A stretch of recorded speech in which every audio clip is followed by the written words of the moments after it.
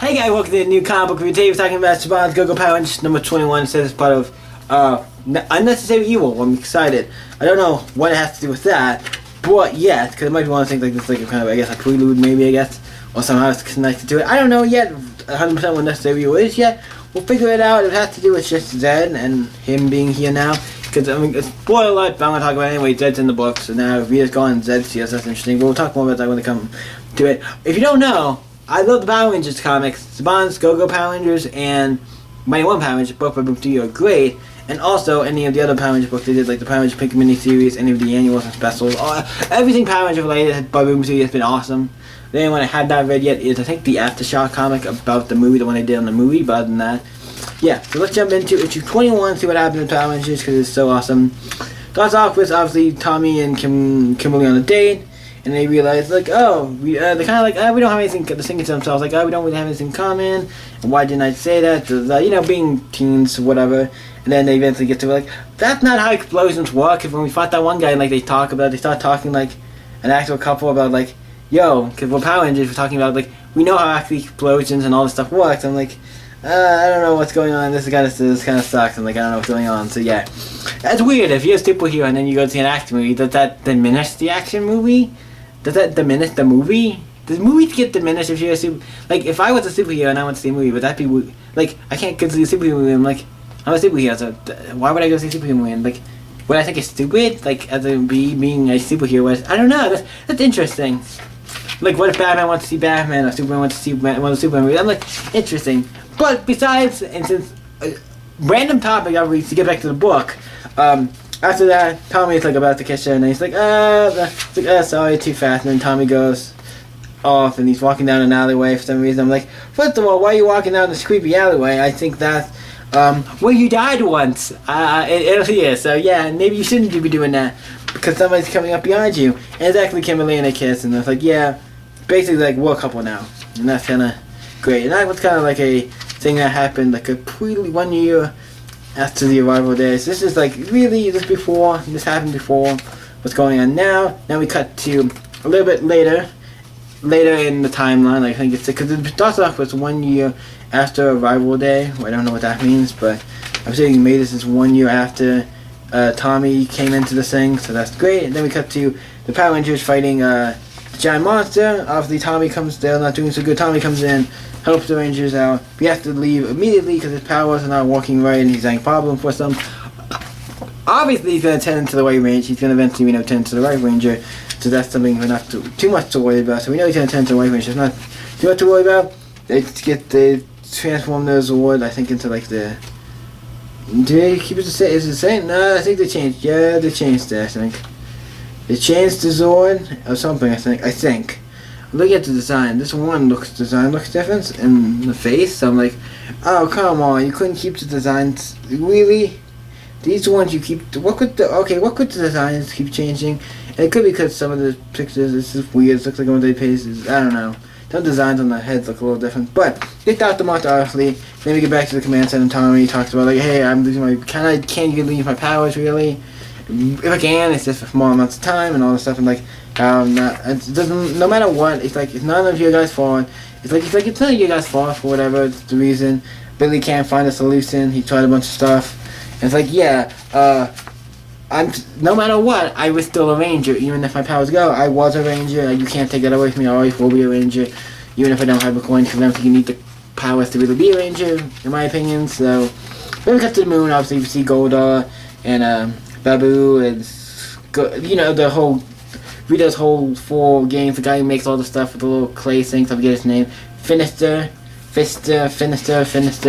Goldar, Squad and Babu, all of them, and they go talk, cause Zed's here, I'm like, cool. And I was like, we're gonna get Zed at some point, cause he's actually cool. I like Rita, especially in this, but Zed is a character I'm really excited for him to take, cause he, in the show, obviously because it's Power Rangers show, it's so goofy, the American show, but like, he looks like he could be a really badass villain. Like, he looks really... But in the show, they make him a little like... but like, in this, he looks bad. He's one of the characters I always liked. He's one of my favorite Power Ranger villains. Like, yeah, because he looks badass. He looks like one of those guys you don't want to fuck with. Like, yeah, it's cool. It's cool to see him back in here, and they have got a plan. and they kind of know that Tommy's powers, I think, is going, so they're like, yeah, we have that as a plan, so we're kind of weakening the other Rangers. Then we cut to the table, them at the school, and then Jason and Trini come up, and all sitting there, and then they talk about it. It's like, oh, yeah, I don't know, I'm thinking about to talk about stuff, like, about what's going on. Then, obviously, you know, all those things go off, the little watch go beep, beep, beep, beep, beep, beep, to say, like, hey, it's weird that nobody else hears that, like, when the little things go off, like, nobody else hears that. And also, it seems like they're on lunch at school, so I'm like, how did they go off from school and can come back to school and nobody knows they're gone? I think that's a little weird, that you go to school, fight these guys, they go to school, you have school and lunch, then you quit lunch, and then you go and fight these guys, and then come back. Like, what the hell? How fast was that? Probably wasn't too fast, it was just buddies, but, because then they all leave, and obviously Tommy has them, you can tell he's a little, because I don't have the powers, he feels left out, kind of, you know, he's not, he feels a little, he says nothing, there's no problem with him, he's fine. Actually there is, because we know there always is, because there always is. But so the Power Rangers just fighting a bunch of putties and talking about, like, how Tommy seems off, and like, no, he isn't, and like, and everybody's like, yeah, he is. One of them's like, no, he isn't, and the rest are like, yeah, he is. And then Kimberly talks to him about it, and he talking about how he's leaving. I'm gonna be gone for maybe a couple weeks, maybe a month or two, just a few weeks, maybe a month or two, and I'll be back. Yeah, of course. I mean, probably. And they talks about, I don't know if we can be if I can really, I'm not really Power Ranger anymore. I don't know if I really love you anymore, because we're not Power Rangers. We don't have that connect anymore.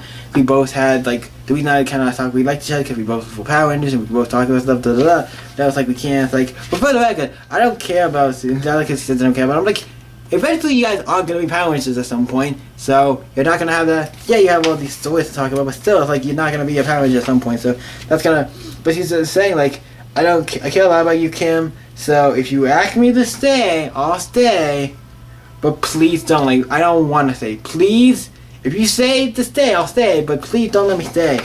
And then we cut to the last thing for this issue is Jason, you know, training, he just, I think he's at, I'm assuming, his house, he's hitting a big, punching bag, he's kicking and punching it, then the lights kind of go out, and then it's like, voices talking to him, we find out it's this guy. One of these guys, like the guys who basically control, like, the morphing grid and everything, just the blue one, so I'm like, okay, that's interesting, so we get one of the morphing grid guys, I'm like, okay, that's interesting, I'm excited, okay. So, because we know in Mighty One Power Rangers, whatever we reviewed issue 40 at the end, we know Jason, it looks like Jason, Zach, and Trini went off somewhere, and they think it's just a humanitarian thing or something, but what it shows them at the end, it's like they're in like a ranger, they're in some type of ranger outfit, something you can tell they're in like a ninja outfit, a ranger outfit, or something. So they are, since this guy is showing up, I'm assuming maybe this guy takes them and goes like, hey, I need you guys to help do or something, or this is teaming up, showing up, like saying like, hey, something big's gonna come down, then after that they're gonna go do whatever. But I like this book. I enjoy Power Rangers. If anyone knows, it's one of my favorite books in comic books right now. I think it's weird that this is doing a jump, because My One Power Rangers started, and then after that we got Saban's Go-Go Power Rangers, what was before the My One Power Rangers, before Tommy even showed up. And he just showed up in the last issue, the Forever Ranger one book that kind of ended that big story arc, was out for one and everything. And then we got this book where it's like, oh, here's Tommy and, you know, everybody when he's a Green Ranger. But this is when, like, when he's like stopped being a Green Ranger, where he's losing his powers and stuff. And he's talking about being gone for a couple of months. I'm like, how does that work, being gone for a couple of months in the show? I don't remember he was ever gone. But yeah, I feel like this came out in the My One Power series, but also I don't know when Book D's license is for this book is going out, so maybe that's why they're doing it this way. I'm like, we would have maybe done it that way, but it's also like, what are you going to do with this book, really? It's weird they didn't show anything about when Tommy was evil, and that would have been kind of cool to see some more stuff with that, because I think you could have done probably more stuff with that. He was evil, but maybe they just wanted to keep, like, when he was evil, that was kind of like his own thing. He was kind of quick. It wasn't too long, so it was like, yeah, maybe that's why. But yeah, this book, really good. I love Saban's Go-Go Power Rangers. This is Ichikoyan one was really great. What do I rate it? If anyone knows this is one of my comics I can always sit down and enjoy. I love this comic. It's because this book almost always gets a 10 or a 9. Then it gets a 10. I love it. Saban's Go-Go Power Rangers is great. So what did you think about Saban's Go-Go Power Rangers issue 21 in the comments below? Let me know. You guys can always stay up. I can see you next video, guys. Bye.